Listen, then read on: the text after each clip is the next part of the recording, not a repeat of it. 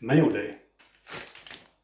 Today I'm going to tell you the story of how I got this 1 ounce silver Britannia for less than spot price. But first, what is spot price? The spot price is the agreed upon value of a raw asset on the open market. It is forever changing. Graph goes up, graph goes down.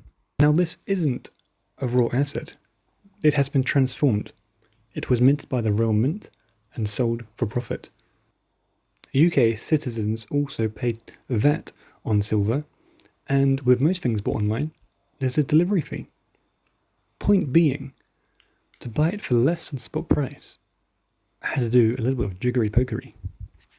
At the time of purchase, the spot price for 1 ounce of silver was about £26 per ounce. So you might be able to get 1 ounce Britannia, like the one I have, for around £35 to £40 plus delivery.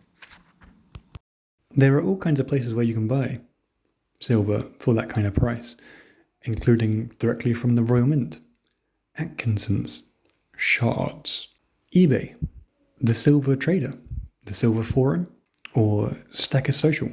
But I didn't go to any of those places because I wanted to buy silver for less than spot price, which means there's only one place left. Whatnot, the online live auction house, where bids can start as low as £1. But I haven't got time for that. What if I lose? I'm a buy it now kind of a guy.